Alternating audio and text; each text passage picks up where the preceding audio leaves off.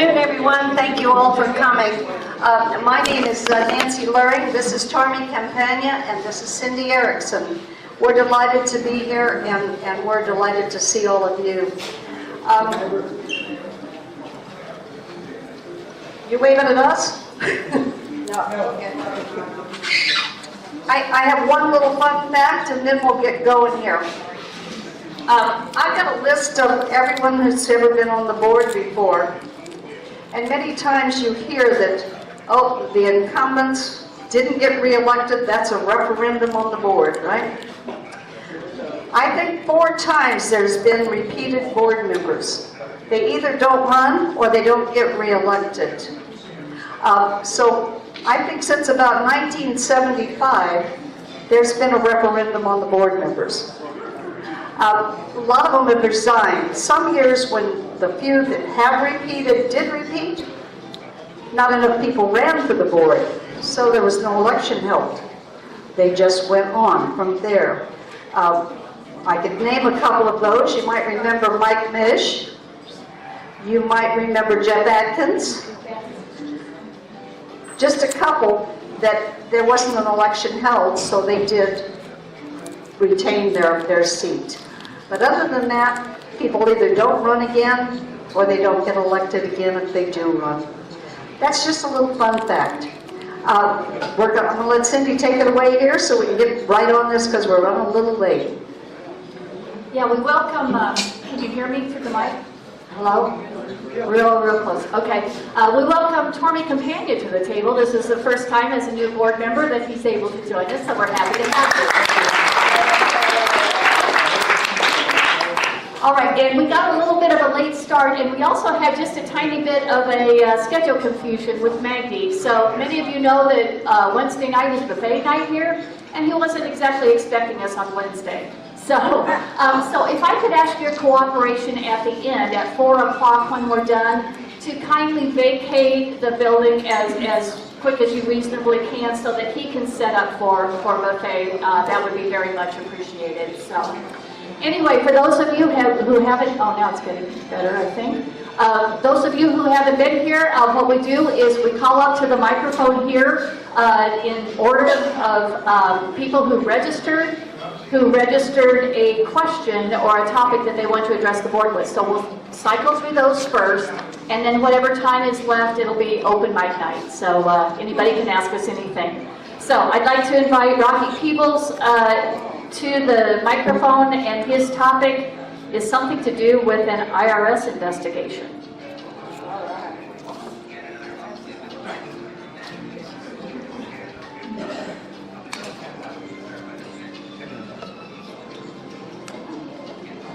My name is Rocky Peebles. Can you hear me okay? You're going to have to. I need something different. Can you help him there? Let's see, let me reconfigure this. Thank you.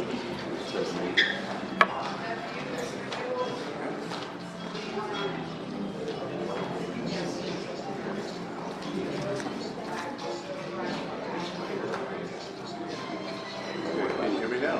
The microphone over there. Okay, can you hear me now?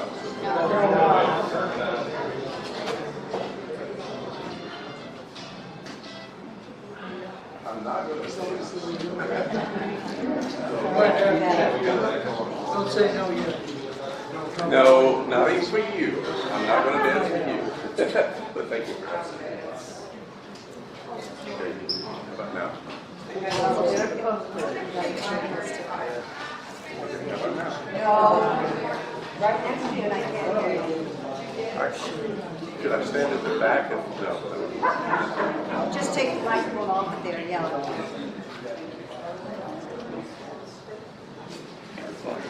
How about now? No. Get closer to the mic.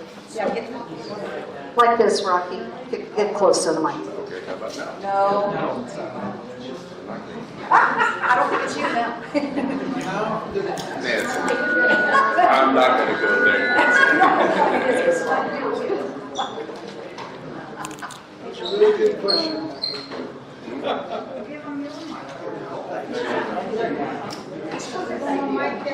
Hey, your mic, one of your mics. That mic should be working. Okay. Want to give yours? Yeah, give it to us. We'll share some aspect. Wait a minute.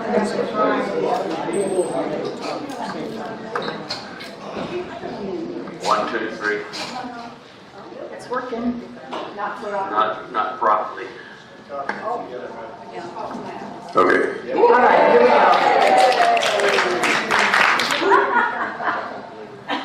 Okay. Rocky, I apologize. Our officer here has informed us that there is, I can't read your writing.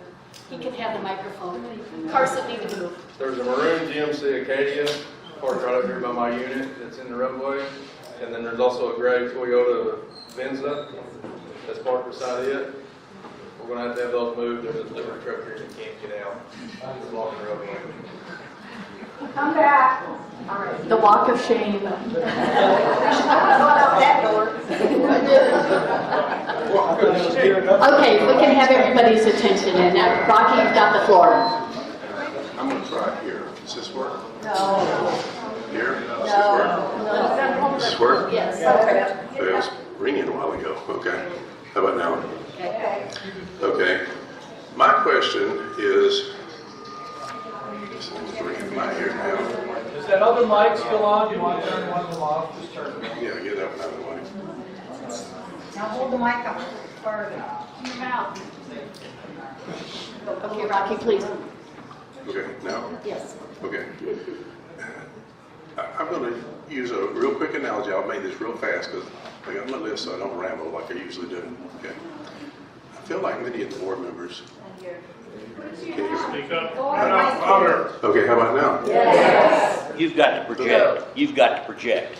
It's, Yeah, and the topic is IRS investigation. okay. I'm going to defer from that for just a minute. Okay. The, get my notes here.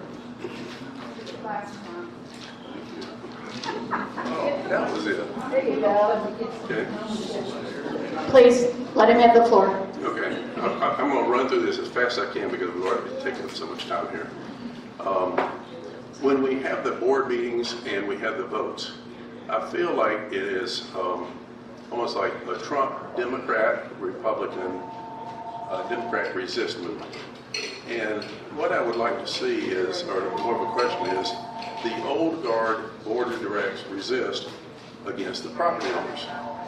Last few board of director meetings is first against them. Who or what is behind the push for urbanization, CMP, pool, lodge? Is it special interest, big money, developers, or why is the board of directors Garcia pushing it?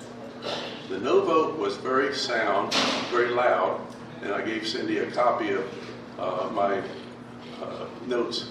The no vote of the items that were voted on at the end of November, or end of last year, was 6,000 people said no.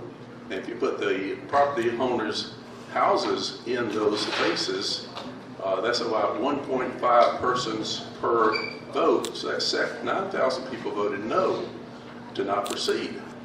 So, too many secrets, government committee secret meetings, censorship on next door.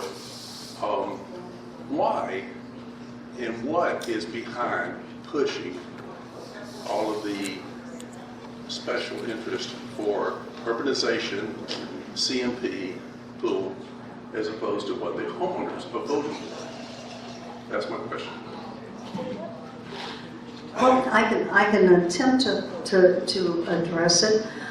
There is no embezzlement, no graft, no fraud behind these things, okay? You said, is there a benefit? There's not a benefit to the board members. There's a benefit to the village. We've got to continue to move forward. The CMP is a plan to move forward. Doesn't mean every single thing in that CMP is going to be implemented. We have a lovely committee member right here who's working very hard on that. And you could talk with her possibly if she'd allow it. raise your hand. Pat, I didn't want to mention you, you didn't want, but. No, that's fine. But you can talk with her regarding how hard the CMP Advisory Committee is working on the CMP. Your other issues, a lodge, these are ways that we feel will help marketing in the long run. There's things that we have to do to keep moving forward. We have to continue to grow at a reasonable pace or we won't survive. That's just the way it is. So those decisions are being made on behalf of every member. All the people that are in the room and all the people that are not in the room. The people that live in California, Chicago, every place else. There's more of them than there is of us right here. Well, let me try to say something also. First off, I know a lot of people had some issues around the CMP, around the pool and so forth. Some of the decisions that have been made, like the pool, and it's moving forward. And in the CMP case, we're expecting as a board for that committee to come back and make specific recommendations about the things that they've determined along with their conversations with other people that are the good things in it and the things not so good. And I expect that you won't see necessarily everything in the CMP implemented, but you're going to see many of the things that we believe are pretty good implemented. The other issue, I can't think of the other one you raised, but wasn't the pool with the CMP. Well, while you're thinking of Oh, that. the lodge. There has not been a decision on the lodge yet, and so I wouldn't necessarily suggest it's a foregone conclusion that there's going to be one. And the only thing I'd add to those comments is there are no special interests. There is no big money behind any of it, so there's no evidence of that, and it's not happening. Thank you for a direct answer. Thank you. I appreciate that. All right, next up, Joe Dowden is... One last very quick comment, I'll make it real quick. Is it? Okay. Okay. Savannah Lakes Village had a pool, had a lodge. It went bankrupt. The village people had to pick up the tab for over $1 million. This is true. Okay, and I'm not going to go on more. I'm not going to give any more time to this. I got where do I put this thing now? Okay, thank you. All right, Joe Dowden isn't here. No, we couldn't find a place to park. Oh, no. Okay. Otherwise, he'd be here? He was, yes. Oh, that's too bad. Okay. George Tenuta, are you here? Okay. Jerry Rice, I know you're here. I met you just a little bit ago. Jerry wants to ask about what the people voted for, voting the way I support. Let us know the total vote count for each board member, etc. So, Jerry, if you would. Excuse me? I'll share them. Good. Can you hear me okay now? Yes, sir. Yeah, fine. Yes, thank you. I think the situation came up, and we've been discussing it, among ourselves. When Cindi brought up the voting process here a few weeks ago in one of her monthly epistles or something like that.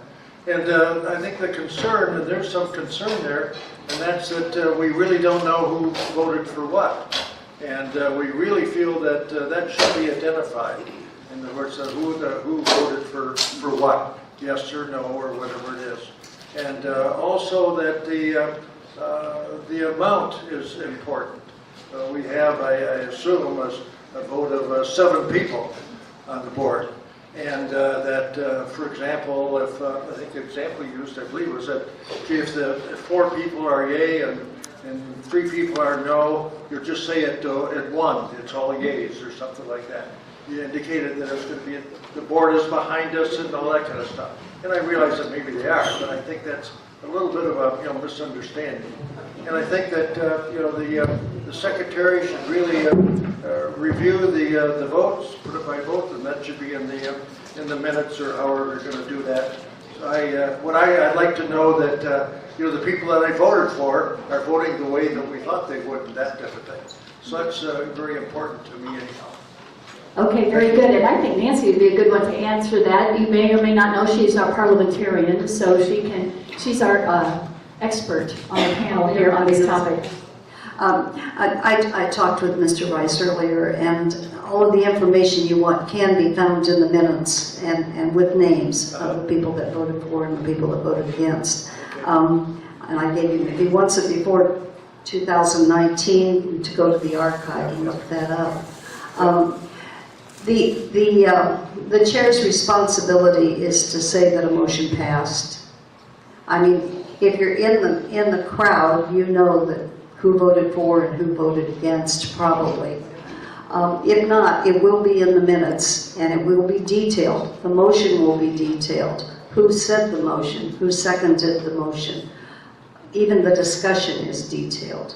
So, and with names, because the directors' names can be and are in the minutes. Sure. Okay, I think so. I guess that certainly partially answers it anyway. I'm still concerned about the way it was presented, I guess. Cindi was really by, the POA is going to be informed this, and it really was a little, I think, a little different. That they were going to be informed, and the implication was a yay or nay vote, type thing. And that was only my feeling. Obviously, in most cases, it's a majority that will rule, and if 4 people vote in favor, absolutely. then it is a passed motion. I absolutely believe that. In most cases, unless 2/3 is required. Sure. There's a couple other things I would mention too. Of course, every board meeting is videoed, so you can watch the dialogue and watch the vote happen. And finally, any board member can call for a roll call vote on any issue if they felt it was necessary for it to be videoed, each person individually raising their hand, yea or nay. And stating your name. Okay, very good. Joel Walker is up next. Joel would like to talk about the Balboa Golf Course.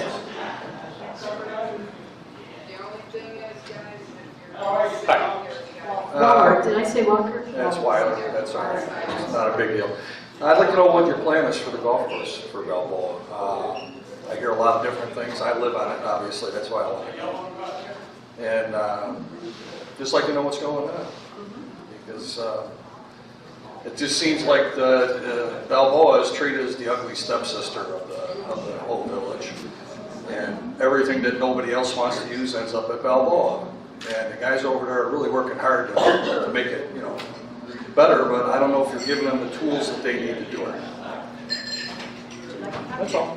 Well, I'm not sure I can specifically answer your question, but I can tell you what I personally think, and that is that we've been sort of kicking the can around upgrading Balboa down the road for a number of years. Right. In fact, I think it's about as long as I've lived here, which is like 10 years. And I think it's time we fish and cut bait, which personally I think that may not be appropriate. We need to get that work done. I would hope that in next year's budget, although we haven't done it yet, but that's what we always say next year, that there's money set aside to do the appropriate things, fix the irrigation system, fix the cart paths, and actually I think there's some other areas of that need to work also. And so, while I can't tell you, I have not seen the plan. I don't think anyone on the board has seen a plan specifically as to what the bill is going to be and what the work needs to be done. But Cindi, have you? Do you want to speak? Okay, well, I'll go ahead and speak. 8 days before every board meeting, which would have been June 11th prior to this last board meeting, we have what we call a BBS session, which is a funny acronym. But basically, it covers 3 things. One is we get an operational update from our CEO. The second, we talk about issues not necessarily on agenda or ready for a vote, but of interest to the board members. And third, we set the agenda for the coming board meeting to see what it is we want to formally present. So in the June 11th BBS, in the operational update, Leslie told us of her concept for what she wants to move forward with the Balboa clubhouse. But it was just a concept, it was just a verbal. And so on her enterprise goals for this year is a proposal for the Balboa clubhouse scheduled for June. Well, vacation's gotten away, and so we're going to hear that proposal in the BBS June 9th. We'll hear a proposal, possibly a couple options, and then the board will have to figure out how best we want to move forward with that. which of the options strike us as being most appealing, and of those options, what additional information we would need in order to contemplate taking a single proposal to the community, and what the cost would be for that proposal. So we've got some conversations in front of us, but you can expect a proposal certainly this summer and before budget season. Well, that's the scary part, though.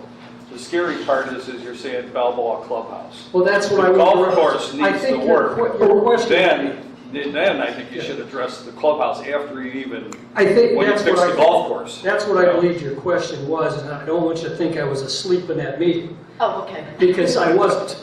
But we have not discussed the golf course specifically or seen a presentation, and I figured, being as you're a golfer, that was more of a worry to you, not that Right. both are Oh, important. fair enough, fair enough. That's right, because we didn't talk specifically about the course, but I can imagine it's going to come together all at once, so. I don't know, we don't know, we haven't seen it completely yet. Right, okay. Yeah, we hope it is. Good point. Okay, next up, Mark Smith. Mark is talking with us about boulders. Is it possible to add boulders at the parking turnaround location at the Balboa Gate? Right. First, Nancy, I've got to address something. I disagree with you. It is not a fun fact that we have such a turnover of the board. I think that's a sad fact. We have so much talent sitting there. I'm looking at it right now to see you guys not stay on longer. And I know exactly why. It's us and what you end up having to put up with. So I apologize for that, and thank you so much for the hard work that you do. Thank you. I didn't think it was a fun fact. It's just, that's what we started calling up when I threw something out there at you people. I am very, very pleased to see the turnaround signs that are at the Balboa Gate. That's excellent. Don't understand why we encourage folks to sit on the side so they can tailgate through. That cutout that's right there, it's prime for sitting there and waiting for somebody to come on through. We just don't tear it up. Just put some boulders there so they can't sit there and wait for somebody to tailgate through. I can see your point, but I at the same time think that pull side there is an opportunity for someone to pull aside when they don't care, fumbling to find their card to get through the gate and not hold up people while they look for it. Now, I don't know if that's the reason it's there, but I think this is a good opportunity for us to maybe talk with Chief Middleton and find out what his logic is around why it's there. There may be a real good reason, and there may be a good reason to do what you, Jackson, just said. So I'll take it on, I'll talk with it. Thanks.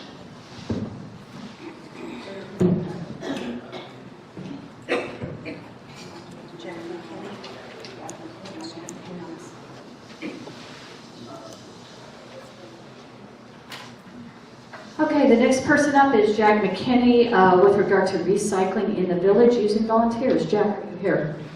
Thank you. I'm a better writer than speaker, but I am wearing honorably and proudly my POA ambassador shirt and 15 years of service. See the shirt?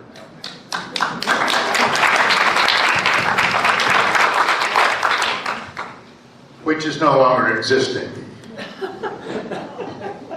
So I want to talk about volunteerism and recycling. When I moved to Hot Springs Village in 1992, volunteerism was in full force in the village. And our village was designated as one of the 1,000 Points of Light community. Some of the volunteer programs, and this doesn't include them all, were our public relations officers at the gates. We call them guards. Some of them were paid, some were not. Loan closet volunteers, which fortunately is still occurring. Ambassadors, which was discontinued. The recycle program volunteers, and I was one for several years. No one was paid. We were taking cans, and newspaper, and glass, and so forth, cardboard. Was replaced by paid employees, relocated to Calaco, or however you pronounce that street, and then also discontinued. In the meantime, they had already bought a gigantic wagon to be pulled around the village. Everybody got plastic boxes, some of you had them. Yep. And they found out first it tore the transmission out of the truck, so they had to get a bigger truck.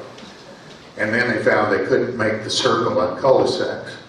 But anyway, they finally got all that worked out and then moved it over to the east side of the village with paid employees, and now they discontinued that. So all of our trash, all of our recyclables are going in the trash, adding up to a waste of money and a particularly waste of environmental concerns. And we had volunteer activities at golf courses. I don't know how that happens. It said, in my opinion, many first-time visitors to our village were impressed with the enthusiastic, friendly, and informative help they received from volunteers and residents. Many stated to our volunteer, excuse me, I have trouble standing. Can I sit? Of course.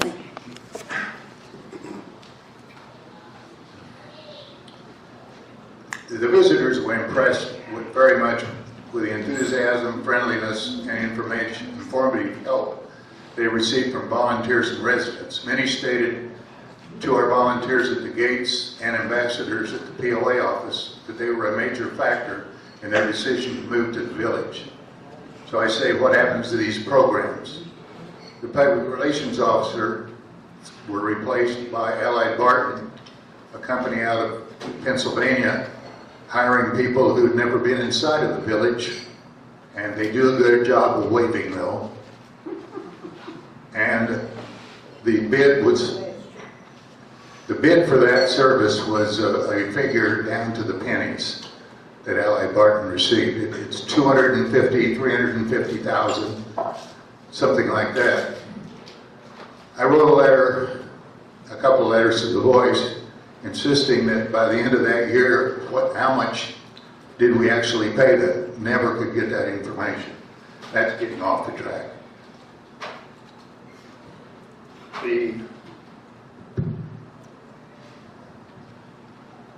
Okay.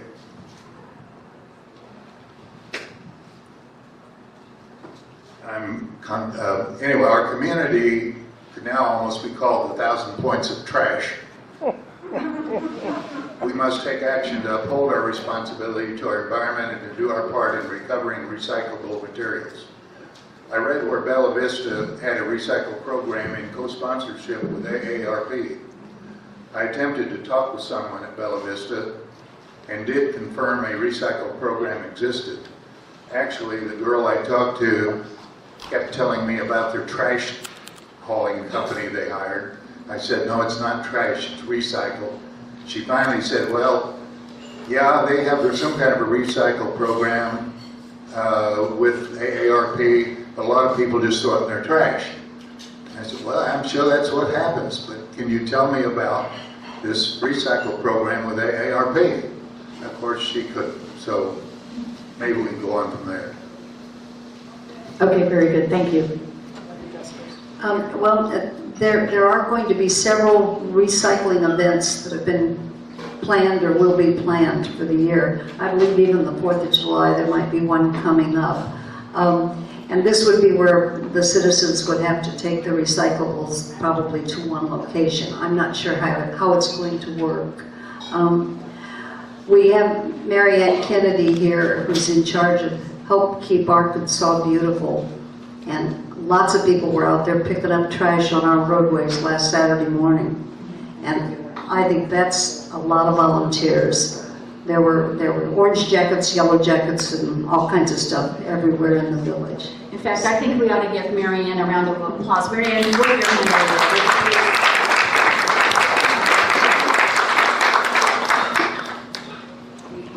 I know Jason Temple is looking at recycling right now. He's our CIO and he's responsible for all of those areas like trash, water, sewers, and so forth. And I can't speak specifically to what he's particularly looking into, but I would hope that he's looking into those areas like you talked about, cans and glass and so forth. But that's not to say we're going to re-implement that program. I know personally, I crush on my own tin cans, and give them over to the dog shelter because I happen to support the dog shelter, love dogs. But I'd say this, that you made a comment that there's trash all over. Or you were talking, what was your comment about 1,000 points of trash. 1,000 points of trash? I don't really, personally, I don't see it much. That's just a joke. That's I not hope. enough. I see some now and then. But recently I was at Isabella and I ran into 8 golfers that were here from Texas for just to play golf for 5 days or 4 days. They couldn't compliment us enough about how clean the village looked, which I think it does look so much better than most other places I've ever visited or drive down the road to, and how wonderfully friendly the people were and how much they loved it here. And they made a comment that they used to go to the Robert Trent Jones, isn't it? The golf trail down in Alabama. They were going to stop completely. They start coming here. Not only was it further, but they thought the environment was much better here. So I think the outsiders believe we still run a pretty tight ship in that area. Okay, good. Thanks for your comments. Our next person, Diane Gower. Diane, are you here? I am. Okay, very good. And her topic is mismanagement of the fitness center.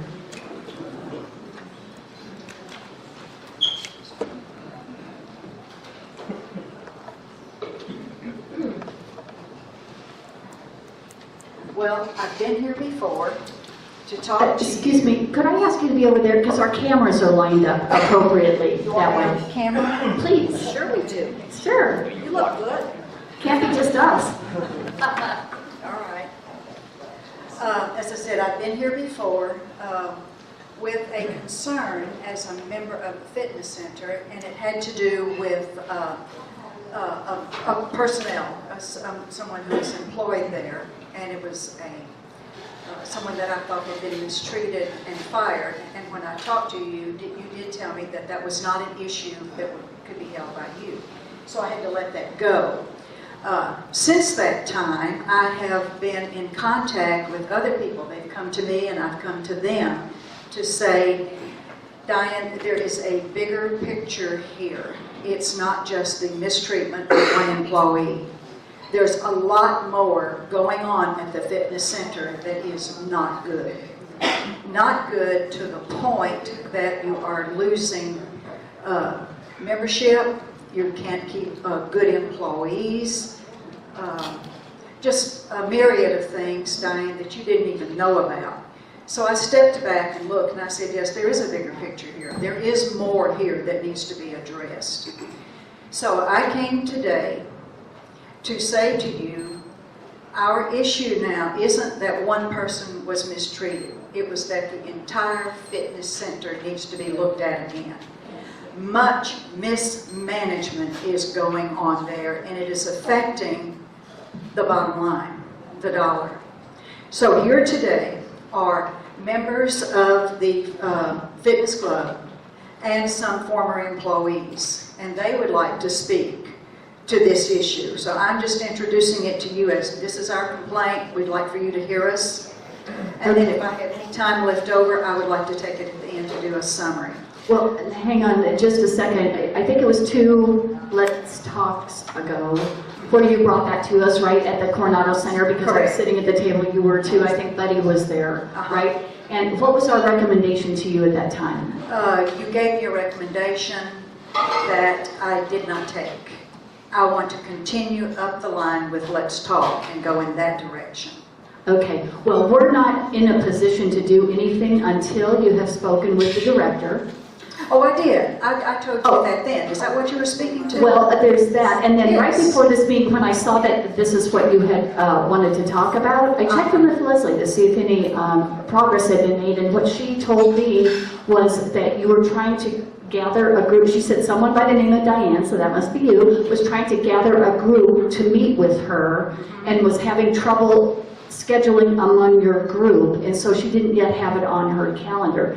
But she assured me that she's very happy to listen to whatever complaint that it is you want once you're able to get your group together to speak with her. I understand that, but we would like to come to you and to the Voice and on video for everybody to understand what our issues are, because if you're not a member, if you don't go to the fitness center, you don't know it.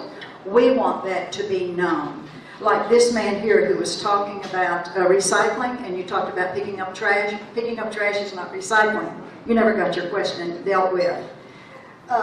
I don't think we're getting ours dealt with, and that's why we want to come, and I have a large group here that wants to talk to you, and I hope you will not tell us that we can't talk. Well, We want to be able just to speak our mind and let you know what our concerns are.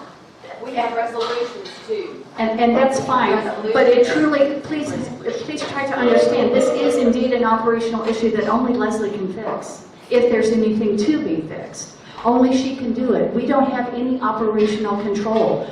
So we'll listen to your summary comments perhaps, but that is what the next step really needs to be. If you have met with Stacy and don't feel you got satisfactory response, your next step is to meet with Leslie, and she assured me in a conversation about 1 o'clock today that she's ready, willing, and able to meet with you when you can get it scheduled. This is from the paper this week. Recently, some board members have indicated the POA needs to gain the trust of property owners. Are they seeking a magic formula? They do not know that trust is gained by actions, not words. A sound business plan with competent leadership would be a major step in the right direction, plus greater transparency of actions proposed or taken by the board. Secrecy does not promote trust, and that's where I'm coming from here. It promotes mistrust. The Let's Talk program is a case in point.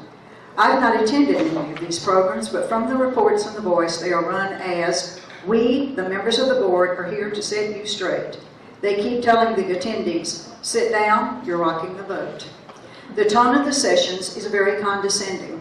The program should be changed to, let us lecture you. The problem is governance, not the village, and this was from someone, and I don't need to tell his name. They did mention, though, that they've never attended. I have, and I'm feeling the same. All I'm asking is for you to listen. I'm not asking for anything more than listen to us. If you've got some guidance to give us and some direction to give us, that's fine. But we have thoughts. We've done research, we've done work, we have some things that need to be that come to you that don't need to be told in secret behind closed doors with Malik. They need to be done here. And that's not what I'm asking you for. Please don't tell me to sit down. Please say, go ahead and speak. We've got them here. That's what I said. Go ahead and summarize the topic for us. That would be fine. But we're not in a position to do anything with regard to operational and personnel matters. We are not. And I would not consider a meeting with Leslie to be in secret. You're talking to the one person who has the authority to do any change that she feels is appropriate relative to your feedback. And if that doesn't happen, I want this group to know it. Well, then come back to us. No, let us talk now. They're here. We were here the first 2 weeks ago when the whole thing shut down. We were ready to talk then. You know, we had that little disturbance. That was unrelated. That's right. But we were ready to talk to the board. That was our next step up, and now we've decided to start here again. We're here. We won't take a long time, but we would like to speak. Let us speak. So summarize quickly for us, because I have to be firm about this. There is nothing any 7 of us could do about what you're talking about. And it's in fairness to Leslie to give her the opportunity to respond to you and try to make the improvements. Can I make a comment? Please do. Cindy's absolutely correct. The operational responsibility on fitness center issues or any others are Leslie's. On the other hand, if you did have a meeting with her and you found out and nothing was resolved, then I would welcome you to come back, but very possibly some of the things you're concerned about, she can address for you. And I'm not saying she will or won't, because I don't know the specifics, but you sort of got to start where the problem can be first addressed before you go up higher level. If I've got a problem with my car at General Motors, I go to the dealer. I don't go to the woman who happens to be the CEO of the company to solve it. And I think now the proper policy is for you to go to Leslie, see what she has to tell you, and if you're not satisfied, then come back to the board, and I'll be happy to listen to what you have to say. Absolutely. All right, you in here, Do you just want to know? They're saying they can't do anything about it, and I'll respect that, but do you want to know what's going on? No. Do you want to know? Ma'am, this is Harley. I understand there's a faction that wants the board to hear this, but we also have other members here who have other topics that they want to address that are of a governance nature or something that the board can take action on. I'm sorry. Okay. Summarize the topic. Sit down. You're rocking the boat. No, that's not the point. Yes, it is. That is. Well, no. Anyway. You didn't hear just from this side. This side over here said, yeah, we want to know what's going on. I heard they're nodding their heads. But are you able to give specifics? Because I have people we here. really cannot do anything about it. Yes, but I'd like for it to be on record here. Would that help? If I just said, I'd like for this to be on tape, I'd like for it to be in the minutes. There's some folks who have done some research about some of the finances and all of that that's going on that I think need to be made public. Well, that's right. And likewise, Leslie is deserving of the right to either concur or refute and take action first. She's deserving of that. This is the role that the board puts her in. It is not ours. Okay, just put me down on record. I sit down and protest. Thank you for your comments. Paula O'Rourke. They've been to the Recreation Committee. They've talked with Stacy. I think they've talked with Shawnee. So. Paula O'Rourke. Nancy is the Recreation Committee Board Liaison. Thanks for speaking today. Yeah, these are fitness center people also they're going to have the very same complaints. And I'm so sorry. But I'm not here about personnel. I'm here to talk about the management. Well, yeah, and that's true. But again, as Cindy has said, we cannot do a thing about it. Why not? Why can't you do anything about it? You're on the board. You're the... What is your comment? What is your comment? Well, listen to her. I'm listening. Okay. I'm an HSV property owner. I'm a Coronado Fitness Center member, and I'm a former employee at the fitness center. I'm a retired RN with a degree in health and physical education and a master's degree in community health and cardiac rehab. I've been a fitness instructor for nearly 40 years.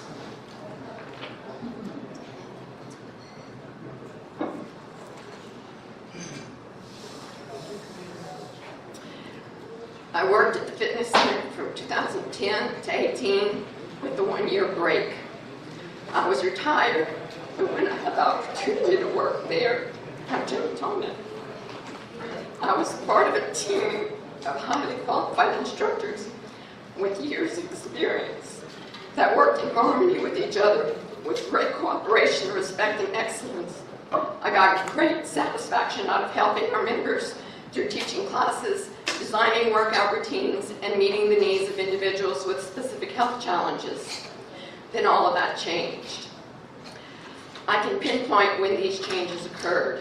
First, in 2015, with a restructuring of the flow chart.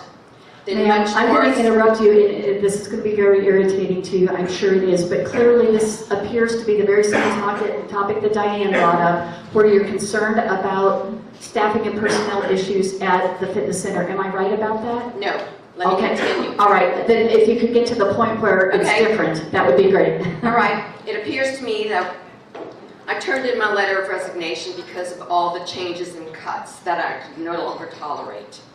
I opposed them because I did not oppose them because I feared change, but because I felt customer service and safety were being sacrificed and compromised for the sake of reducing the subsidy. It appears to me that what is not taken into serious consideration is the uniqueness of our aging population and the wealth of knowledge and experience of the retired workforce when making these cuts and changes. It speaks volumes when we had a team of 5 highly qualified instructors in the gym area, and now there is only 1 member left of that team. Since January 2017, there have been 6 departures at the fitness instructor position with years of experience. I want to be clear, I'm not the one who spearheaded this. These people are. I was reluctant at first because I might be viewed as a disgruntled employee, but I'm a member of the fitness center now, and I felt compelled to help the other members get their points across. Management decisions on operations and staffing have soured the property owners on the use of the fitness center due to the increases in the prices of memberships and the loss of valued instructors. Results are visible as membership is significantly down. Classes have been canceled routinely and permanently. Okay, They're ma'am. reduced. I am sorry. Leslie will listen to you if you share these with her. Please take advantage of doing that. I beg you. This is a very important situation for the association. I get that. You're just at the wrong table. Can I at least say what our solutions are? We have solutions. Do they involve personnel? No. No. Not at all. No. Quickly. Our solutions include lower annual membership fees so senior citizens on fixed incomes can afford it. Make it easier to join rather than current punitive approach by providing a variety of types of memberships. And I have a list of what used to be in order and is no longer there. Membership is down. In 2009, it was 1,206 members. Today, it's 325 annual memberships. Okay. Yeah, that's something to be heard. Serious. Silver sneakers and daily fees are a part of this. And what draws people in, the only way we get paid from silver sneakers is if the people show up. So if what draws people in is not just the facility, it's the instructors and the classes. And that's how we get paid at the fitness center. Okay, fair enough. Fair enough. Is there a reason that this group, who's obviously highly charged on this very important matter, is there a reason you don't want to talk with the one person that is most efficient to get it taken care of? We went to the recreation committee. But they have no authority. That's correct. And we were advised to come here. By the rec group? Were you there? Yes. Not in the group setting, but afterwards it was recommended that we come back to you, even though we were told by you previously through Diane that you don't deal with personnel issues. So we are trying to follow the advice that we've been given. Well, the part of the group came to Let's Talk before. You were not at that one. I don't believe you were there. No, I was not. Diane was there. There were a few there. So then why would we have been advised to come back? I also remember when you came to the recreation meeting. I was sitting there too. The advice was then to go see Stacy, and if Stacy couldn't satisfy you, was to go see Shelley Cooper. She's the head of HR. And if the head of HR couldn't help you, then Leslie is your only opportunity there. Now you're talking more of a budgeting thing, which is our area. Well, that's something what that I we need get to, and that's wonderful. That's the kind of information that we need. But there's And more we issues. will be, There are more issues. I know, we will be looking at this fee schedule very shortly in the budget process again. September. And I know that the fees committee are working very diligently right now to try to remedy some of these situations so that the usage is increased. That's a wonderful amenity we have, that fitness center.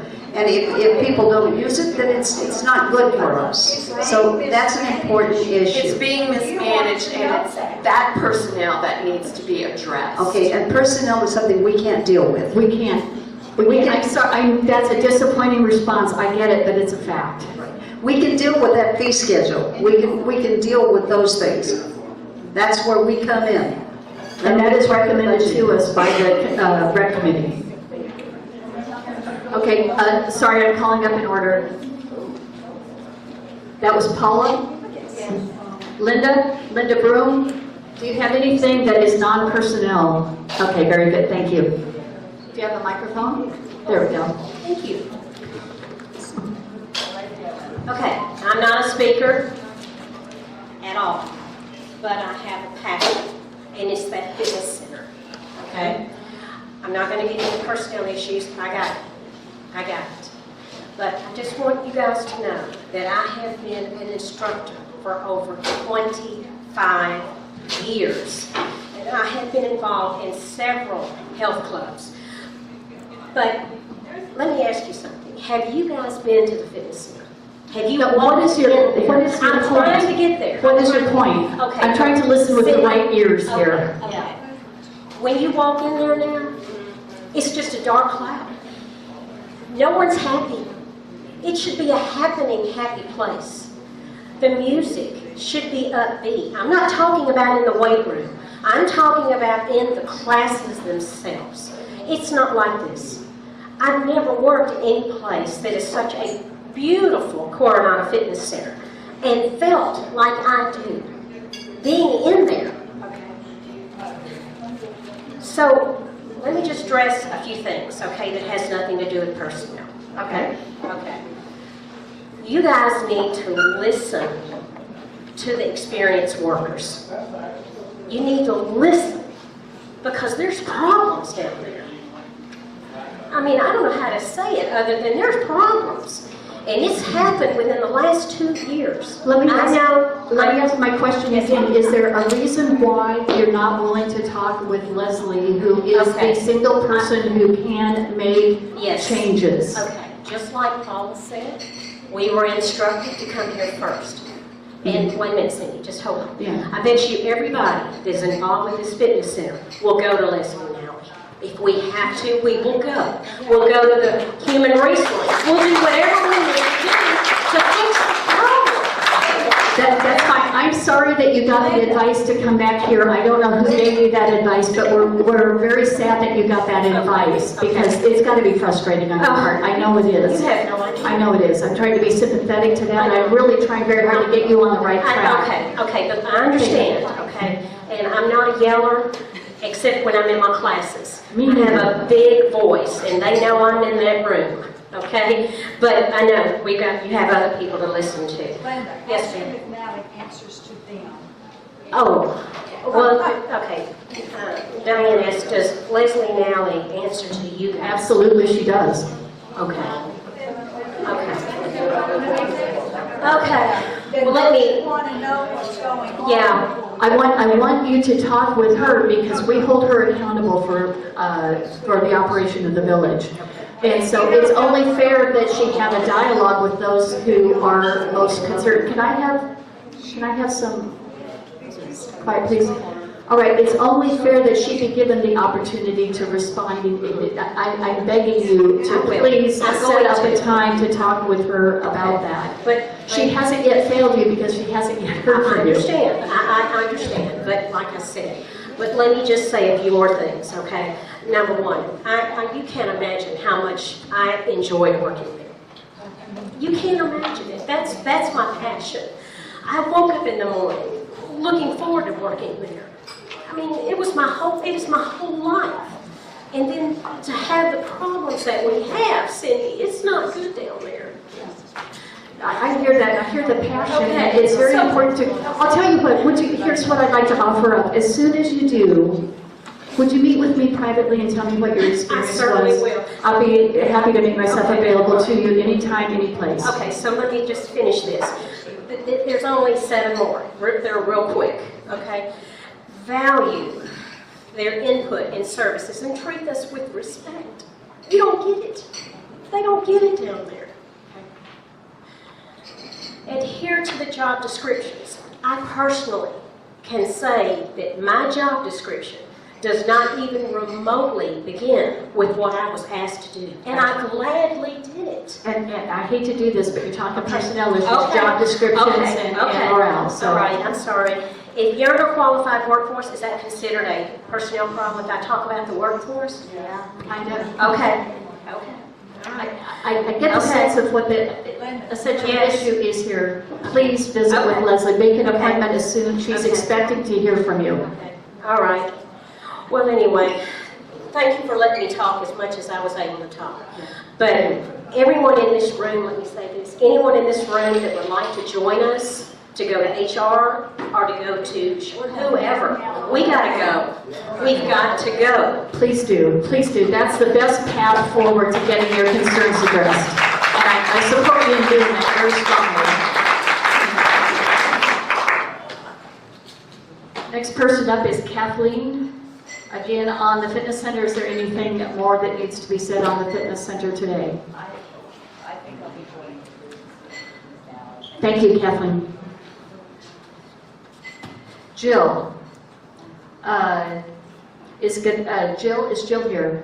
I can't see Jill. Don't see Jill. Okay. Still don't see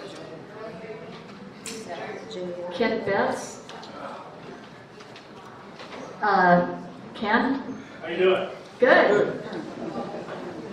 Oh, Kern, is it Kern? That's what I'm looking at, is Kern?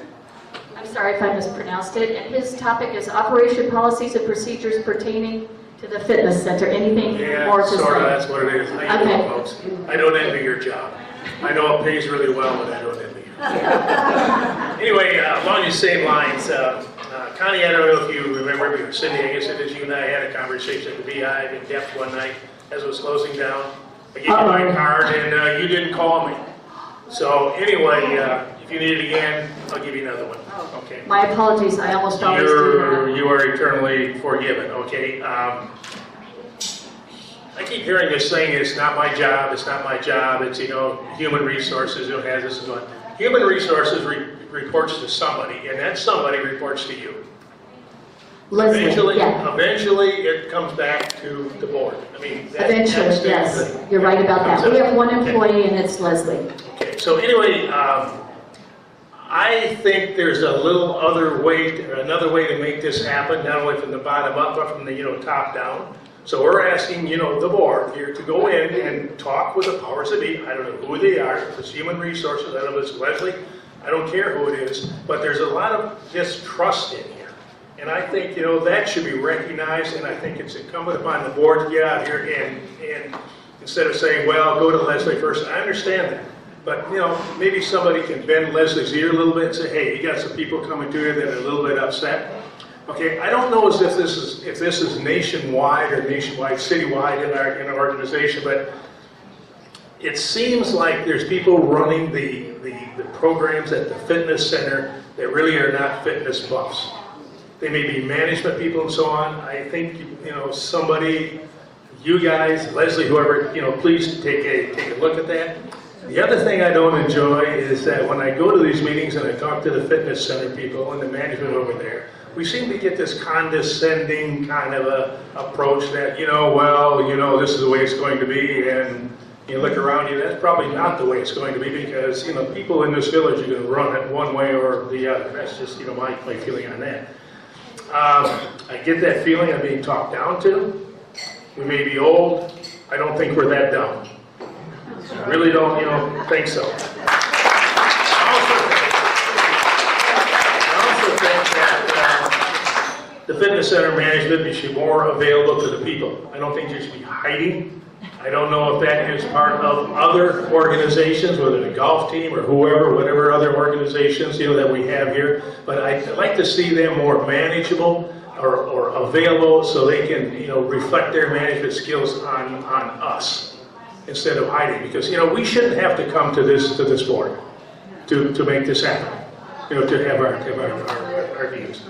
Okay, it seems like the fitness center is going through a whole lot of people.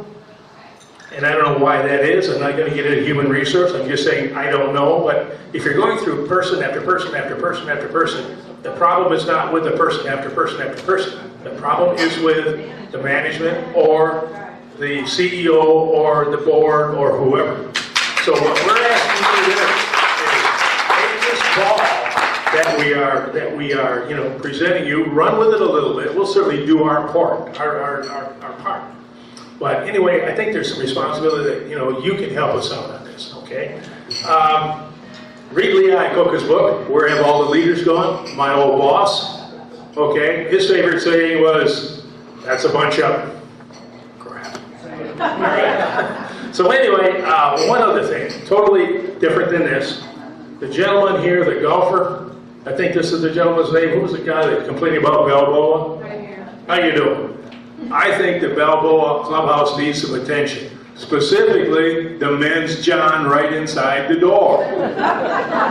You walk in Haven't been there. I've never been in You there. haven't missed a thing.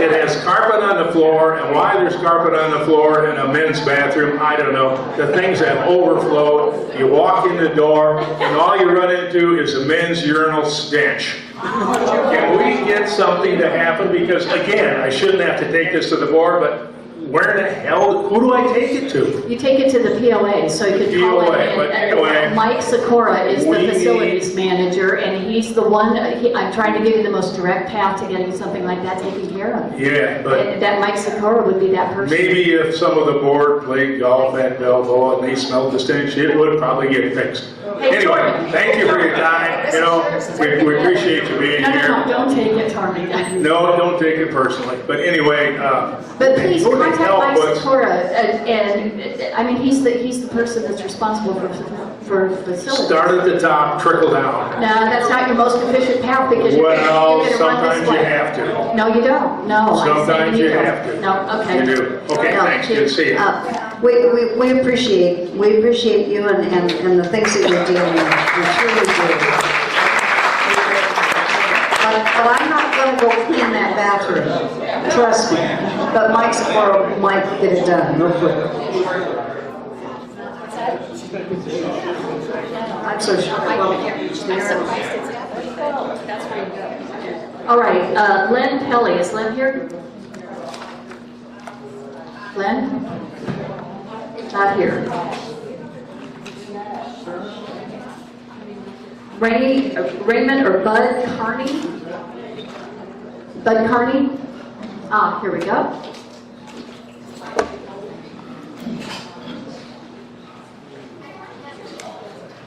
Thank you. My background is 50 plus years of commercial construction and civil engineering.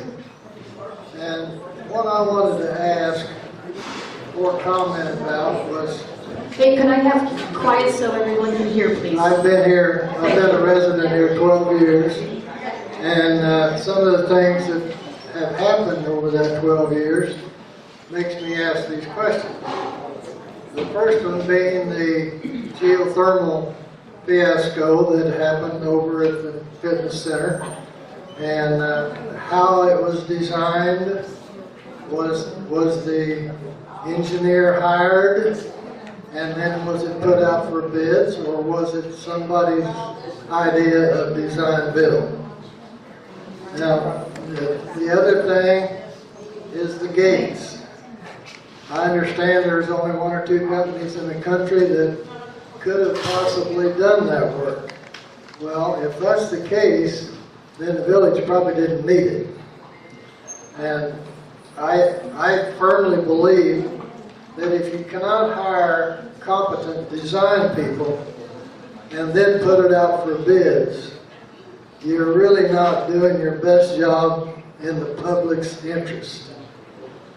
Most places that I've been, like school districts and what have you, if you have something that is over $20,000, and I'm going back a few years, then it needed to be put out for bids, and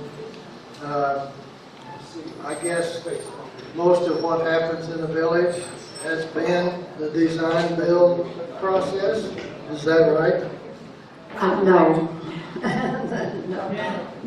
No. The design build was the reason that we rejected the pool the first time through. We wanted to know what it was going to cost us and what it was going to look like before we got involved in it. Well, who designed the pool? The person who's going to be doing the pool, Carruthers, out of Missouri. They're out of Kansas. I'm sorry, well, Kansas City, Missouri? I know that. Okay, are they good? I haven't heard a lot of bad about them. That's but good. Again, it goes back to, why not hire an engineering firm to design the pool and then put it out for bids where you have several people bidding the same thing? May I answer your first question about geothermal? Yeah. Okay. I was interested in work sessions. So I went back in minutes. July the 17th of 2013 is when they discussed the geothermal replacement. To approve a low bid of $470,741 from Comfort Systems USA. And this was for the Coronado Fitness Center. This was, moved by Director Atkins. It was seconded by Director Leeming at the time, and the motion was unanimously approved. That was back in 2013. Now, I know we've paid for that several times, but that's not something we can do anything about now. I think now they're trying very hard with the contracts. You have the opportunity to go into the POA and look at those contracts at the POA. You might have to sign a do not disclose agreement, but you have the right to look at them. Who designed the system? It was from Comfort Systems USA. So Comfort System designed it and built it. Right, and I know there's two huge piles of coil in Lake Coronado right now. And was there any design flaws? I have no idea. Okay, then if there was design flaws, then why didn't you fall back on the design errors and omissions that all the design companies carry? I have no idea about how that contract was negotiated. Like I said, you could go to the POA and look at all these contracts and get that information. I'm interested in why the board takes this approach. I'm not talking about this existing board, I'm talking about boards over the past. I'm not trying to be critical. This is more of a question. I'm trying to say that this board is not trying to take that approach. We want as many bids as possible, and we want as much information as possible. That's good. So that's all I can only speak for myself. Are you requiring? Let me speak on that issue. First off, I have never done a deal personally when I was in business where it was a design build. I'm not particularly enthralled with that process. I think the process that you talked about was going to having someone, an engineering firm or whomever, design what you wanted to do and come back to you with what that was, and then you let it out in an RFP and hopefully get multiple bidders. Now, there might be some cases where someone had such a unique thing that that's not possible, and the people that were selling the product were the ones that actually had to do the design for your particular circumstances. I would like to think, and I would hope this is the case going forward, that we would never do design builds. And I know from my point of view of sitting on the board, I would never support that strategy. I would only support a strategy of doing the design through a firm, and then coming back and asking for multiple bids for it, and hopefully through that process you'll get the best price. And that's where I am. I agree with you. Now, my last question, and I'll relinquish this to someone else, is that are performance bonds always required on contracts? Performance bonds required on contracts. I don't know, but we can find out. I believe that's not the case, but in most cases I would think you would want that because it protects you. Absolutely. Well, as I was reading the comments on the gate situation, I kept looking for, well, we've got to go back on the bonding company. Instead, we've got to sue them. Yeah, I don't think there was a performance bond on the gate contract. Yeah, I don't know, but I know should you make an appointment, you can examine the contract for yourself, and they'll be happy if you sign a non-disclosure to let you examine that for yourself, and then you don't have to rely on comments that are being made. Well, I've asked other directors in the past what they thought of requiring performance bonds, and what's that? Right. Yeah, to me, it's where is the attorney that don't recommend requiring performance bonds on any contract of any size, let's say $30,000 or $40,000? I did not bring the protected covenants with me, but I do believe now there is a section, I guess I do have it in here. Maybe we can look at it afterwards briefly. Yeah, but I think there is a section that is going to be a procedure, whether going forward or whether it has been. My comment only is the point that it's much easier to go back against a bonding company and a lot cheaper than it is to have to file suit to get remedy. That's easily So understood. that- Yeah, you're right on that. So that really ends my comments, and thank you very much for your time. Thank you. All right, and we can look that up. If you know where to look in protective covenants, we can look that up for you before you leave. Rebecca? Is Rebecca here? Karen, is Karen here? Karen Sher? All right, it's open mic. Who'd like to come up and ask us anything? Okay. I signed up, I don't know how I did. I what's signed your up, name? I signed up Don too. Fortin. Sorry, maybe you didn't have a topic. I just ran through the people that had topics. But anyway, I'm glad you're here. Thank you. No, I did have a topic, it's on fitness. Okay. Real quick. I'm Don Fortin, retired U.S. Coast Guard active duty, 28 years. I worked at the Coronado Fitness Center from 2010 to 2013, and again from 2015 to 2017. I transferred to the Coronado Community Center and worked from 2017 to 2018. Okay. I was a military fitness instructor for 4 years, then certified as a group exercise instructor, silver sneakers instructor, cardio kickboxing. I've taught a multitude of classes at the gym. Okay. I was there. I'm just going to share one issue with you, okay? And I'll give this to you. Thank you.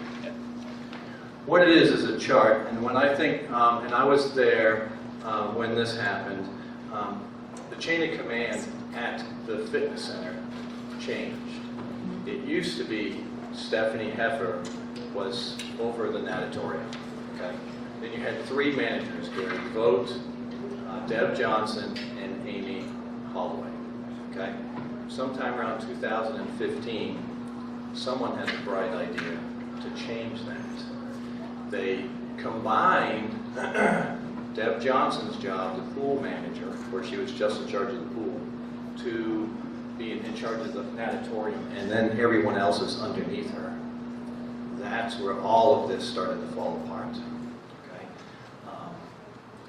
I'll say for the record, I don't believe she's the right person for the job. She was very good at what she did at the pool, but running the facility is a little different. That's off topic. This is, yeah, Okay. it's very much your personnel, and particularly when we're critical of individuals, But what we happens- have to draw the line. Okay. What happens now, because let's just say Deb Johnson, who's running the facility now, she is now one of the lifeguards, because no one wants to work there and do that. They don't have the personnel for that. So you're paying a director in charge of the natatorium to sit on the lifeguard stand, and she probably makes $25 or $30 an hour. Okay? That's not good management. Okay? That should go back to the old chain of command. Okay. 1 person over 3 managers. Okay, And that's, I would love to, and I can tell you a long story. I worked there long enough, and I have my own personal issues with the gym and its management. Myself, Paula O'Rourke, as former employees, and Linda Broom would love to sit down with you, any board members, all the board members, and Stacy and Leslie, everyone together. One of the reasons, and I'll say this, that we came to you first because we were afraid that if we went to Leslie, that it would be the good old boy system, okay? Basically, she would keep it in-house, nothing would get changed. You would not be aware of anything. We're here to get it out in public. nonetheless, that is how we're structured, and that's where you have to go. Okay, well, we'll go Yeah, there. I'm but sorry, it- in we- solidarity, this board will say that. Okay. I'm sorry about that. I know that's very frustrating. I hear how frustrating it is to you. But we have to go that direction first. We have to give Leslie the opportunity to give you a response to all that bothers you most about this situation. And please take full advantage of that. Okay. I want to just say thank you very much for your service to our country.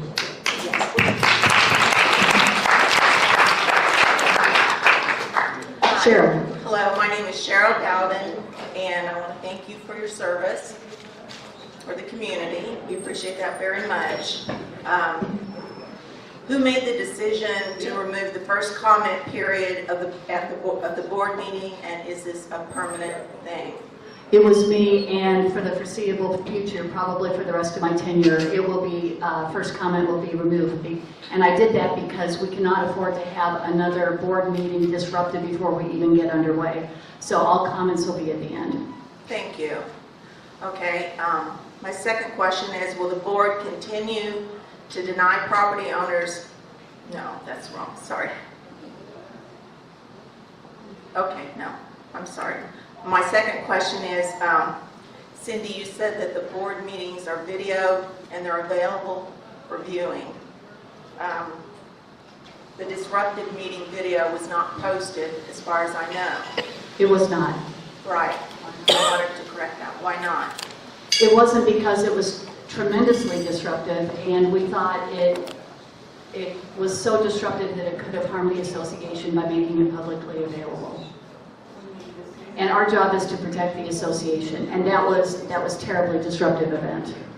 Okay, now when I signed up for this event today, I honestly stated that I wasn't sure what I wanted to talk about, so I wasn't on the list. I don't really think that that's quite fair. It wasn't said that I had to state it in order to be on the list. Right, so you were on there and you said, I don't know what I want to talk about until I get there, which is the same as saying I'm coming to observe. So we're going to let No, ma'am, that wasn't what it was. Well, it's not a placeholder. It's not a placeholder. So I'm glad you had the opportunity to address this today. All right, because you shut me down at the last meeting. No, what I did last time is you were starting to read a statement and there was no questions, so There were questions in the statement, and I was trying to get them all out at once. But I understand it was too much for you to deal with at once, and I shouldn't have done it that way, and I apologize. Okay, but we got to your question because I remember your question was on lodging, and so we spent some time talking about lodging. It was on more than that. And I wanted to tell everybody, if there's anything that they would like to get online in a venue where you can air your concerns, to contact me. My name is Cheryl Dowden. I'm on Nextdoor, and our website is Hot Springs Village People. We also have a closed Facebook group. Thank you.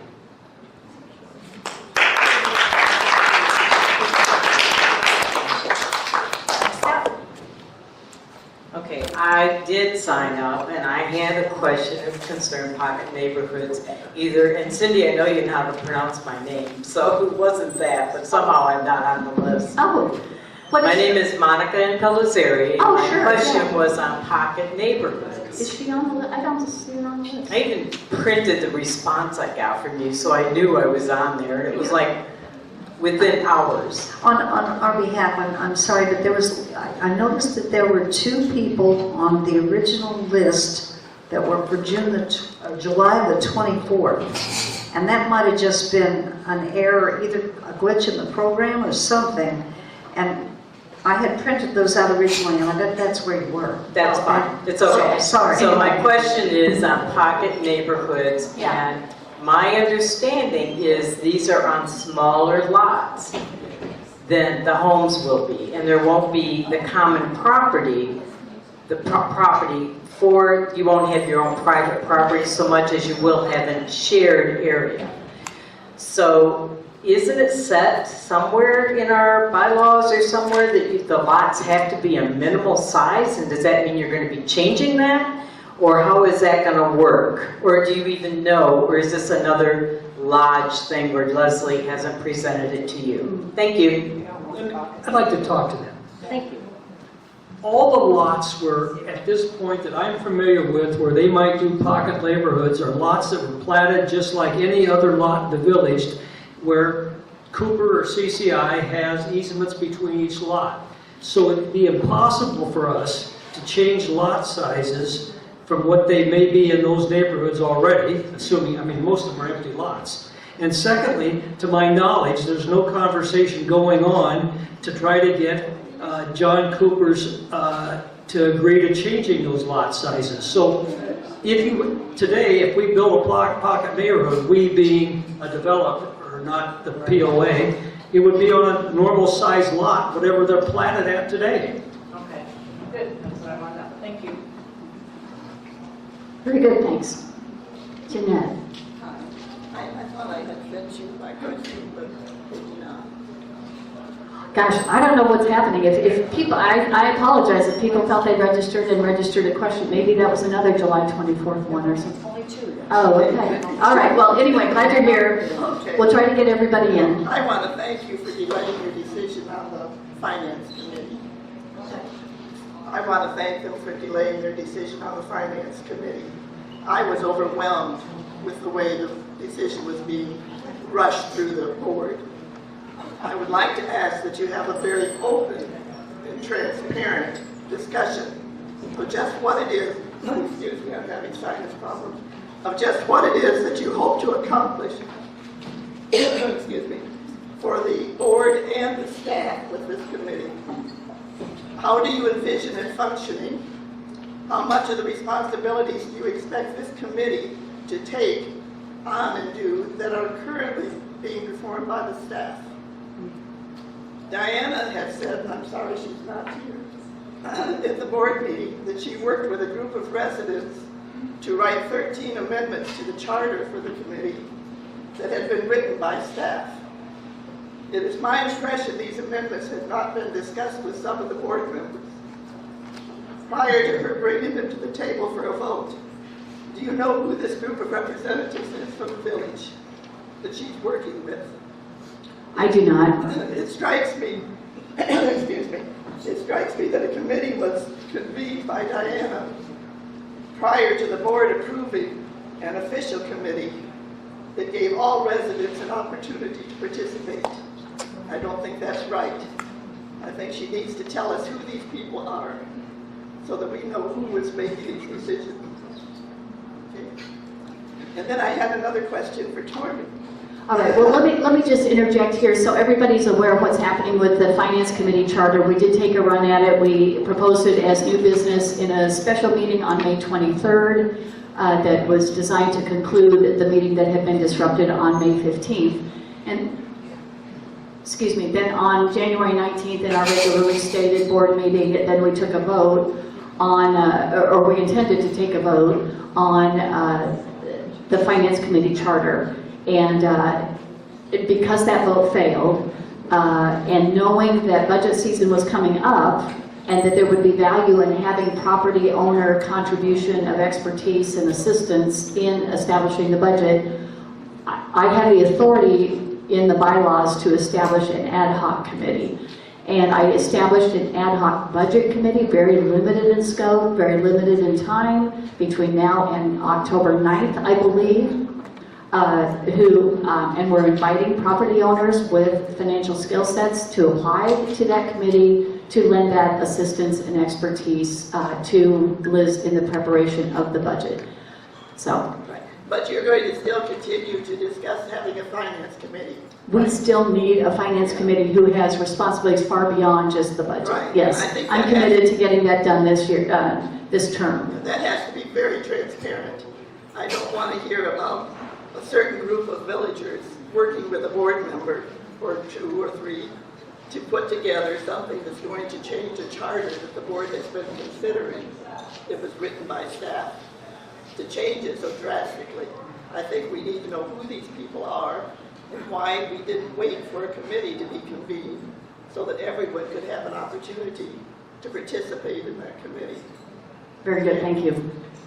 And Tormey, I was wondering, during your campaign, you discussed that you knew there was $3 million in the budget that could be taken out of the budget and saved. Is that correct?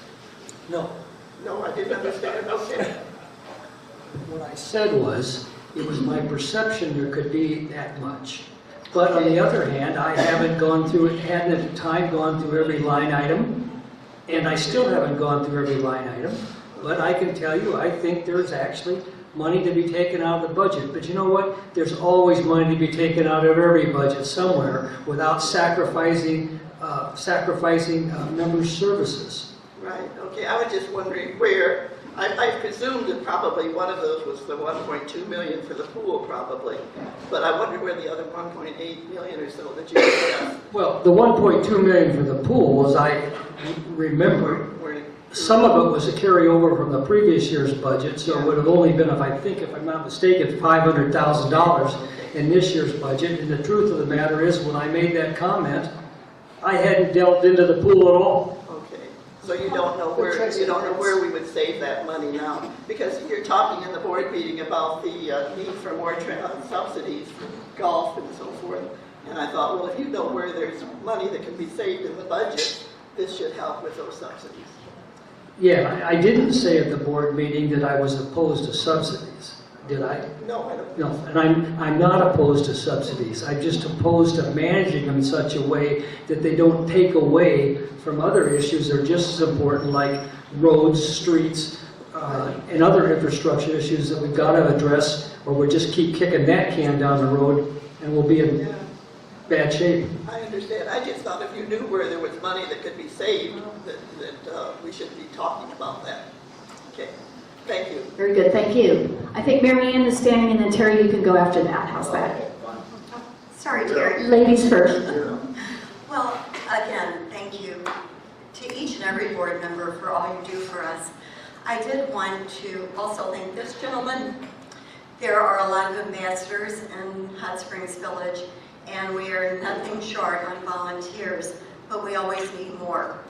And you spoke of the village-wide Keep Hot Springs Village Beautiful program, and there are over 200 volunteers in that program alone who come out 3 times a year, and some much more than that. So volunteerism is alive and well.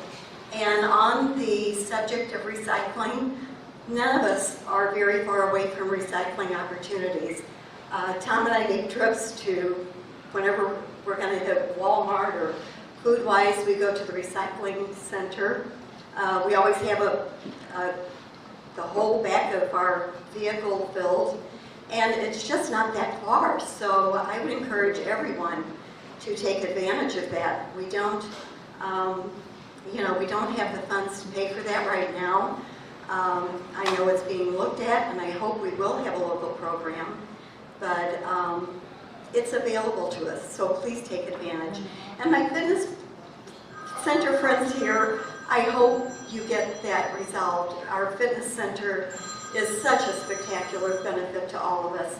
So please do go through the channels and, keep up the good work. That's how our village improves. I agree. I echo that comment. Thanks for saying it so well, Mary Ann. I'll just make a couple of comments, just to add to the recycling. I've been in the village 19 years, and where I came from, we recycled everything.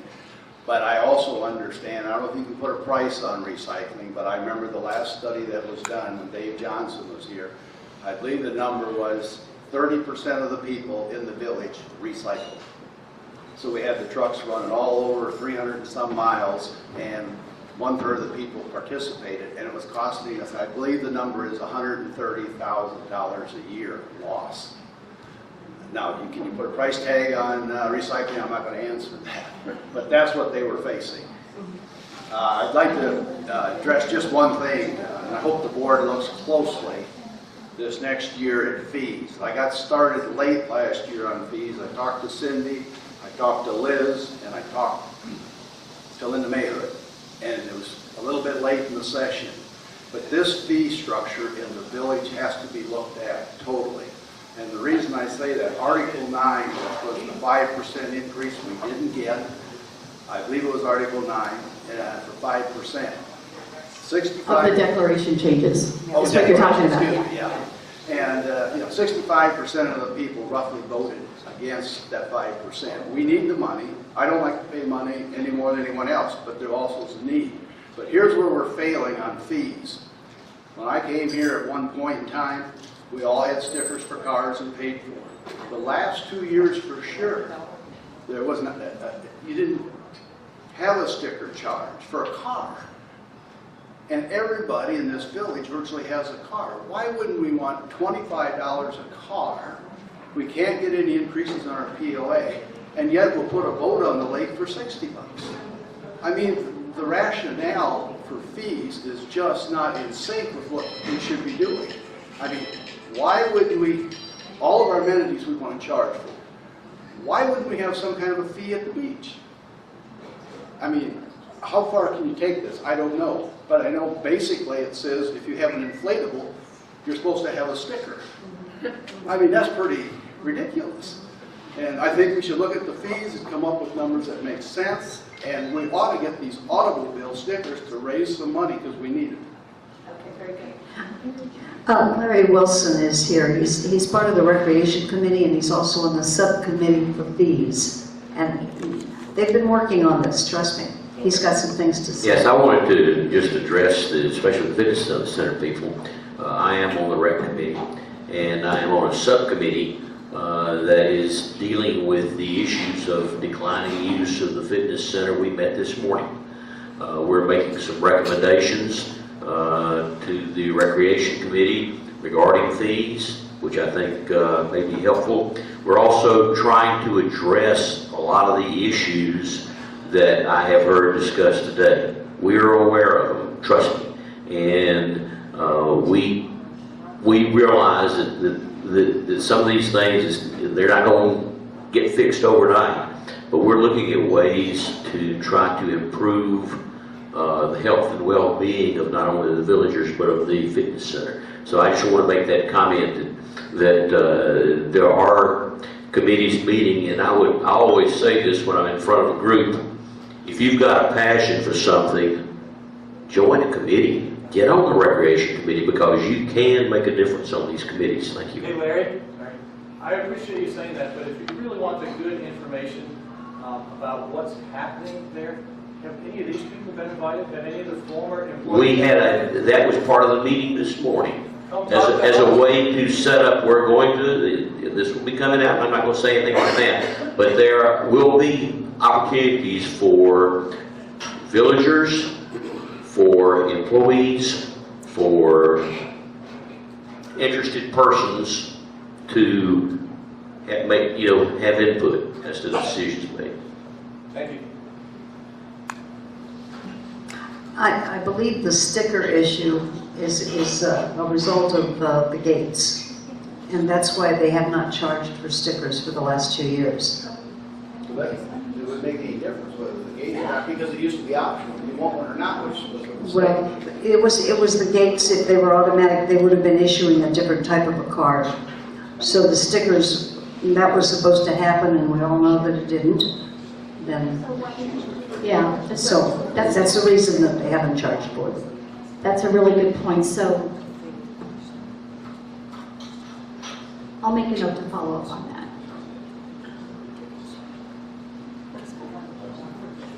Because the board does ultimately approve fees. I'm not certain where they are in terms of considering that idea. So, well, beach or cars or whatever.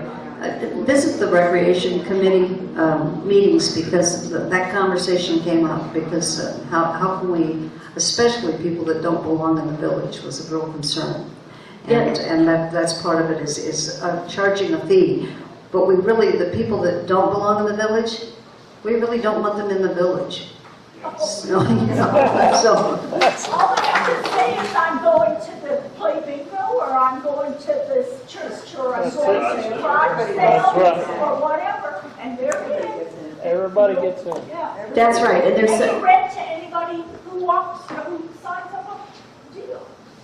You know, Yeah, you're talking like Airbnb and VRBO and that sort of thing where you can rent to anybody. Yeah, absolutely. I think that's a very good strategic conversation to be having is just to what lengths do we want to go to establish or reestablish our exclusivity, right? I think that's a good strategic discussion and then all decisions can come from that. I'm going to make a note on that too. This is Monica Martin. Oh, hi. Hi, Monica. Hi. Okay, I'm Monica. She told you my name. And I've been living here since 2003, full-time property owner since 2000. I worked at the Granada Fitness Center for 2 years. I did not plan to speak today. However, based on the things I've heard, I have made a choice to come up here and add to a few things that have been said. First of all, my understanding is that this group, or some of this group, went to the Recreation Committee before they came here. Is that correct? Last month I was out of town, but I heard when... Okay. And what did you all... And my question is, if I may What did you all do with that information that you were given? I was, to be honest with you, at 4:30 that day, I had another engagement, and before they made their presentation, Okay. I had left the meeting. So the people here were told to come here or to go to Leslie, is that correct? Well, no, not that I heard, but Stacy Hooper was also in the meeting. She's the staff liaison, obviously, to the recreation. And Stacy Hoover is the management of recreation, Yes, correct? yes. Mhm. And she is over, and she has an office at the fitness center. For those of you who don't know, she's over. Okay, I didn't know that if you all met with her or not. So my question gets back to budget and operational expenses. Okay, I keep hearing that you all are not in charge of operations, and I understand it's been set up that way. But you are in charge of Leslie, who's in charge of staff, is that correct? That's correct, yes. Okay. Another clarification, who changed, Dawn mentioned the management, the staff structure change, and I know in the last year or two we had some other changes that many of us saw the chart in the village. Who is responsible? Is that also under Leslie's watch and our CER? Okay. Okay, so, and I don't know how this is in the bylaws with operation and staffing, and I keep hearing again and again, we don't handle staff. I totally understand that and respect that, and I know y'all are just doing what you need to do as volunteers. I recognize that. However, there's some issues. And you know, the fitness center, other things, I know firsthand from having been there and having worked there, major management issues. It has been attempted at different points to do things about it. When you look at the budget, this is getting to the money now, apologize, I wasn't prepared. But when you get to the budget, some decisions were made in the last couple of years with the budget about membership rates at the fitness center. Some decisions that we keep hearing the membership numbers are down, that we're not getting all the people, maybe there's some issues there in classes. Well, some decisions about the memberships were made that have affected, and I can tell you from firsthand sitting as a cashier there for 2 years, people would come in and say, well, I have to do the draft January through December. Well, I didn't know that, I'll go somewhere else. Or, oh, they canceled my draft, I'm going to leave her. Oh, I can't get this prorated. And I say, well, if you're new to the village, it's June, you're welcome to go and get permission to get prorated, but we no longer have prorated. The pool use is half price, which is great for people who only want to swim. I mean, as a property owner, you pay $4. So many decisions were made that directly affected the budget. And when I was there working and continually hearing, well, we got to think of ways to cut money, we got to keep ways to cut money, those decisions were made already. So be aware of that. Be aware also that at the beginning of the year, we do take in more revenue because of Silver and Fit, many of those people, some of you may be, some of those people may have an annual fee of $25. So up front, it looks like more. That may be broken down in the budget. I'm sure Stacy is obviously aware of that. And the revenue that the fitness center gets from the insurance programs is significantly less than the membership fees. Significantly. And it's not just that people aren't using it, it's that we have a lower rate. And I don't know the details of that, and maybe you all do since you are aware of the budget. And I know fitness, maybe small beans in a golf community where a lot of our assessments goes there. But if this is indicative of anything that is going on in the village in regards to budget and changes being made, and the spreadsheets look good and stats look good, if you look at them one way, if you compare one year to another year, you will look at them differently, then that is, as a property owner, as a person who loves the people here, who loves this village, I am greatly concerned. This is my first time speaking out about this Nancy knows me. I'm not one to run and chase rabbits and stir up controversial theories. I can be pretty fact-based and pretty analytical, and I'm only one person speaking. However, I know a lot of people who feel a lot of these strong things that just don't want to speak up. So please listen to us, and I really do appreciate y'all. I have to say that I appreciate y'all. I would not want to be in your shoes, but I do appreciate y'all. Thank you, appreciate that, and yeah. And again, to reiterate, I don't want anybody in this room or anybody that has left already to feel that we don't think this is important. It was important when it was first brought to my attention 2 Let's Talks ago. I honestly thought that was the path that would be taken to express those concerns. And I'm as disappointed as you must be that we're no further along on this topic than we are. So please do take advantage of setting up time with Leslie and making certain she knows all that you're concerned about. Pat? I'd like to make a comment back on what Monica said. There's many of us who believe the fee structure needs to be visited. And that doesn't necessarily mean you have to raise all fees, but we need to visit to where we get the most for our money. Like most people realize, if I've got way too much product, probably one way to move it is to lower the price. And if I've got hardly any product and everybody wants it, I raise the price. Well, there's got to be a happy medium there on whether it's the fitness center, golf, or anything else, to where you optimize both of those things to get the biggest return. And I know not only myself, but other board members, and Cindi included, we believe we need to revisit the fee structure in a lot of areas. Thank you, Pat. Pat McCarthy, 6 Allure Lane. I'll be very brief. I'm going to speak about fees.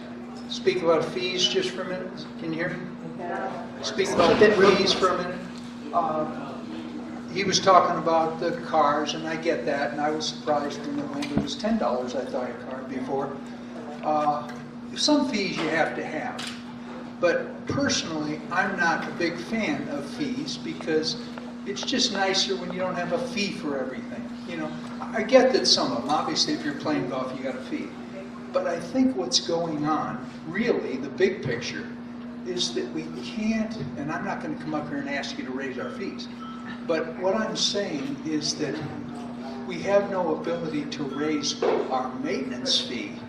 Therefore, the strategy is to fee us to death on everything else, to make money, to get money. That's why a boat, putting a boat in, went from $5 to $10. The fitness center is off the wall in terms of the cost. I mean, we lived in Houston here. I sure as heck wasn't going to join for a year, so I paid a daily fee. But I'm thinking those fees are higher than I would like to pay. So if we had balance, but the reason we can't get to the maintenance fee is because of the overall situation. There's just a sense of mistrust. We're in an area, we're trying to get out of it. You guys are trying to get us out of it. I think it's a responsibility of the owners too. I don't think it's one-sided, but I think in the big picture that it has come more from the board and the POA. I'm not saying one board, but this has been going on since the maintenance fee was raised. And the mistrust has permeated the village, and the residents are awake, and they're not going to sit still until they get the change they want. Just, that's the way it is. Thank you. And we got your email on that too. Thank you. Anybody else? We're down to, I think, like 8 minutes, so, and I do want to be sensitive to Maggie's situation here. Okay, this is something about the fitness center, but it relates to the fees. And before you think about raising the fees, I am one of those people who my insurance covers it. So unless I go to the fitness center, you don't get paid. But I have to tell you, if there's no classes there that interest me or attract me or keep me wanting to come, I don't go. So I can tell you, 3 days a week, I have not been there since the 1st of April. And so that's just the small amount that I have not contributed toward the fitness center. And we were told that the fitness center is not self-sufficient, that it does get subsidized. And if the programs were there, the fees would take care of that if the programs were there to attract the people. And there's a number of people here that are in the same situation as I am. They don't go, you don't get paid. Well, recreation is the second highest subsidy in the village, behind golf. So it is definitely a great amenity to have, but also we're all paying for that amenity. And if you go there, then you're paying yourself back a little bit. You've got to think of things in those terms, is that those fees come back to you and lower the subsidies. From a personal perspective, let me talk golf for a minute. We've got a big subsidy. The solution there is not to raise the rates. The solution is to get more rounds. Then the problem solves itself. So I think and clearly we're doing some marketing to try to improve that. And some of it's very effective and others maybe could be a little bit more effective. But I think we could use the same philosophy if we looked at the fitness center and said, what can we do to increase the marketing there? Or for that matter, I'll even add the restaurants. One lady said that she ate here today and it was wonderful. Well, they're having a great buffet here at 6 tonight or whatever time it is. Let's all stay and eat here. Yeah, good point. Yeah, because volume, right? Revenue is a simple matter of volume times price, so let's grow the volume. Yes. Hi, my name is Alice Fortin, and I'm Dawn's wife, and I just wanted to make a suggestion. I know we're all passionate about the gym. You could hear it. We want it to be heard. We appreciate you listening to us, and we have heard what you said about going to Leslie. I understand the proper channels per se, but the fact that this is being videotaped and you can attest to all the passion that has been spoken here today, I guess my question is, can she not view this video and hear? She will. That's what I want to know. She is. Well, I appreciate that. I think that's a great move and a move in the right direction, but she has to hear how passionate people are. We all know that the issues at the gym, it's changed, and it really does need to be addressed. Yeah, she does watch these.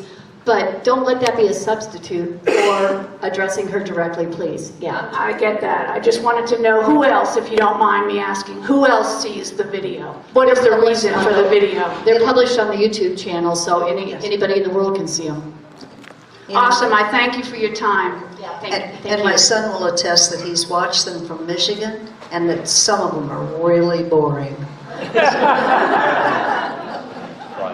Hi, welcome.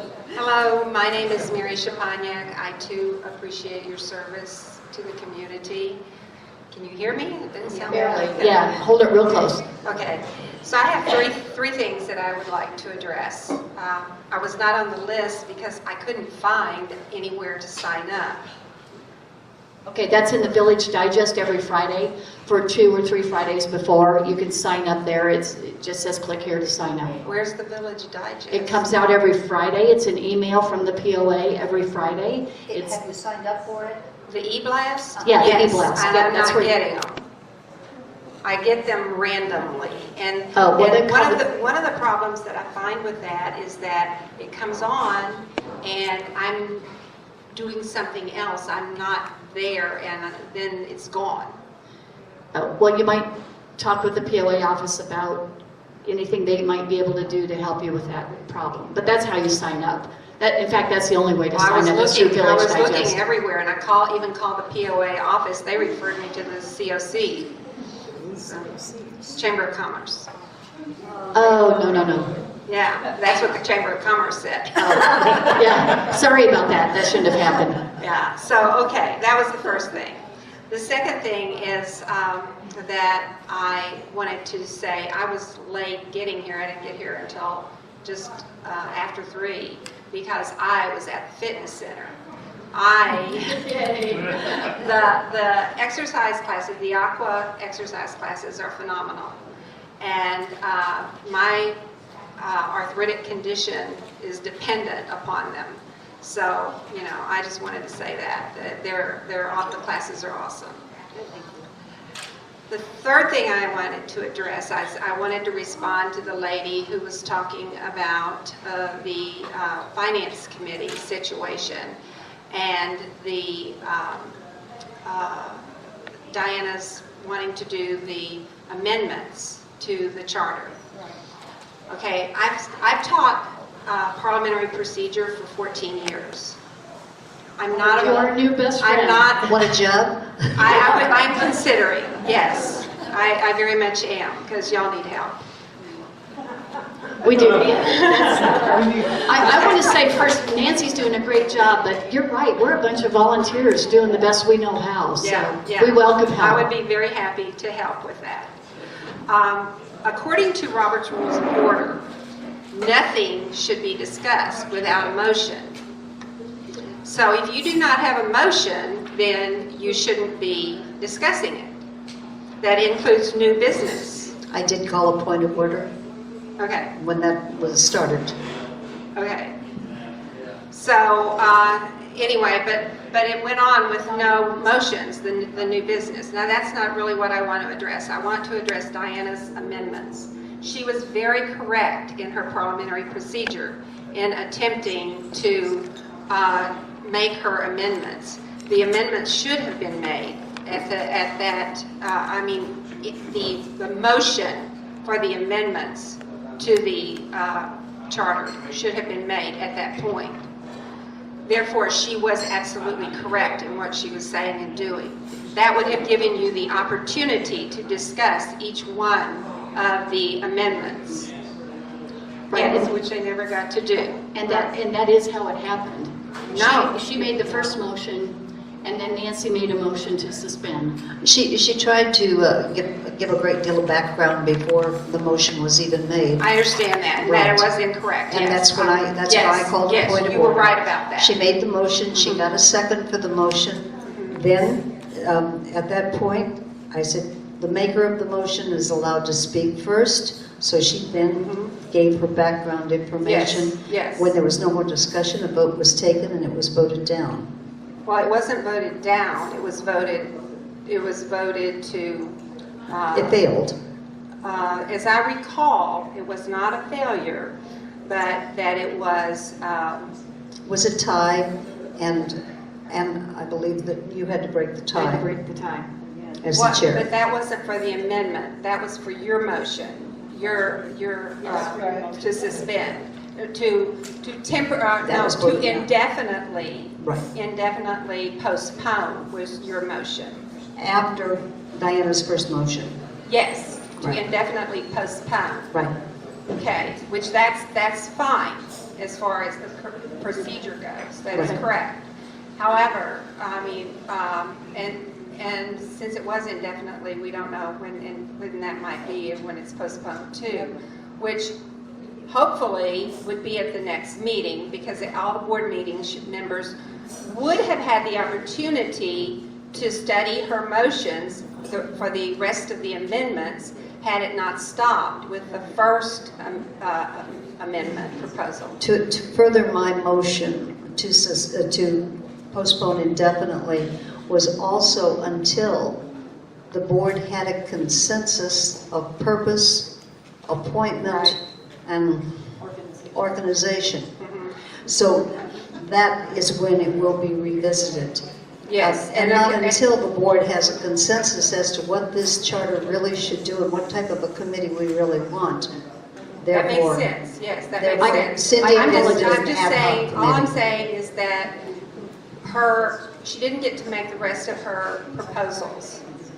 And therefore, those others are kind of, the other 12 were kind of sitting out in la la Okay, land. I apologize for cutting you short. We really do need to vacate the room because you probably didn't hear that camera when we first started.